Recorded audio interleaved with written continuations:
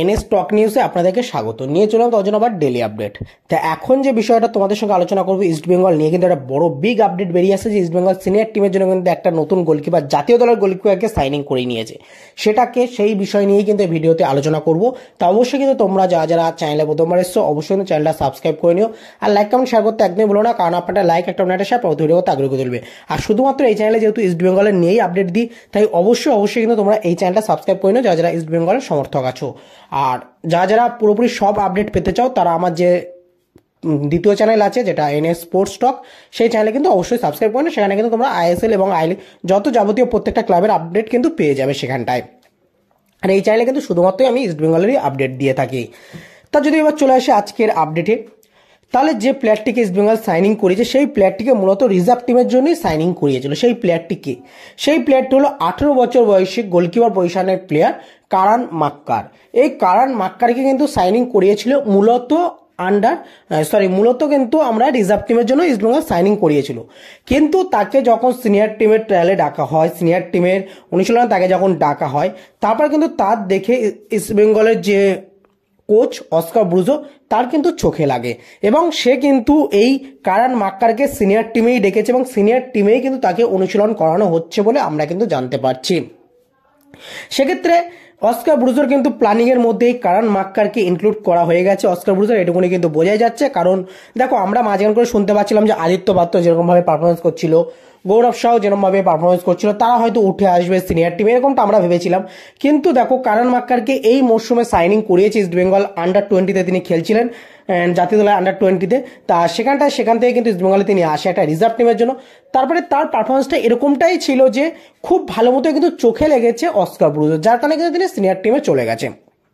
এবার যেহেতু প্লেয়ারটার বয়সটা অনেকটাই কম আছে, সেক্ষেত্রে আমার মনে হয় যে যদি একটু লং টার্মের জন্য তাকে ভাবনা চিন্তায় রাখা হয়, বা যদি তাকে ঠিকঠাক মতো অনুশীলন করা যায় বা ঠিকঠাক মতো যদি তাকে গাইড করানো যায়, তাহলে অবশ্যই কিন্তু ইস্ট বেঙ্গলের জন্য এটা খুবই ভালো বিষয় হবে। কারণ আমরা বিগত দিনে বা আমরা এই যে এখন যে জিনিসটা দেখতে পাচ্ছি গিলের কাছ থেকে, তা সেই জায়গা থেকে কিন্তু ইস্ট বেঙ্গলের গোলকিপার পজিশনটা একটু অবশ্যই চেঞ্জ করা উচিত মাঝে মাঝে। কারণ দেখো, গিলের ওপরেই কিন্তু পুরোপুরি ভরসা করে ফেলছে ইস্ট বেঙ্গল, যার কারণে কিন্তু এই সমস্যাটা হচ্ছে।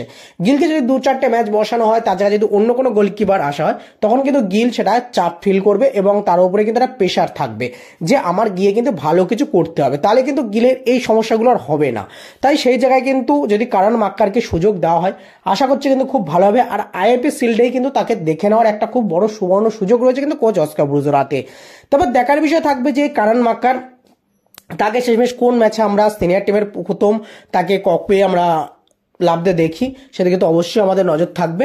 তার কারণ কি, দেখো, মাঠে নেমে পারফরমেন্স করা আর মাঠের বাইরে অনুশীলনে ভালো কিছু করা, এটার মধ্যে আকাশ পাতাল তফাৎ আছে। তুমি মাঠে নামো, মাঠে নেমে তারপরে তুমি সেই প্রেশারটাকে ফিল করো, প্রেশারটাকে ফিল করার পরে তুমি ঠিকঠাক মতো পারফরমেন্স দাও মাঠে, তারপরে বুঝবে হ্যাঁ তুমি বড় প্লেয়ার। তা শুধু ওই নামে বড় হলে হবে না। তার কারান মাক্কার জাতীয় দলে মোটামুটি ভালোই পারফরমেন্স করে এসছে, সেই কারণে তাকে সিনিয়র টিমে ডাকা হয়েছে ইস্ট বেঙ্গলের।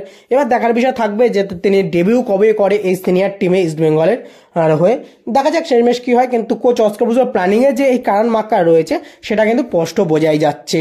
তাই আজকেও কিন্তু অনুশীলনে এই কারান মাক্কার উপস্থিত ছিলেন সিনিয়র টিম অনুশীলনে। সেখানটা কিন্তু আমরা দেখতে পাই জয়গুপ্তার সঙ্গে তার একটা ফটো সোশ্যাল মিডিয়ায় ভাইরাল হয় এবং সেই ফটোটা আশা করি তোমরাও দেখতে পাচ্ছ। তাই কারান মাক্কারকে কিন্তু এবার ভাবছে কোচ অস্কার ব্রুজো। দেখা যাক শেষমেশ কারান মাক্কারকে কতদিন রাখে ইস্ট বেঙ্গল, বা পরবর্তীতে কারান মাক্কারের কি পজিশন হয় ইস্ট বেঙ্গল টিমে, বা তার স্ট্যান্ডার্ড কি হয় ইস্ট বেঙ্গল টিমে, সেদিকে তো অবশ্যই আমাদের নজর থাকবে। তা তোমাদের কি মতামত কারান মাক্কারকে নিয়ে অবশ্যই কিন্তু কমেন্ট বক্সে জানাতে ভুলো না। তারপর আজকে ভিডিওটা এইটুকুনি। যাদের ভালো লাগছে লাইক কমেন্ট শেয়ার করো, আর অবশ্যই চ্যানেলটা সাবস্ক্রাইব করো, পাশে বেল আইকনে ক্লিক করে নিও। ধন্যবাদ বন্ধুরা, ভালো থেকো, সুস্থ থেকো।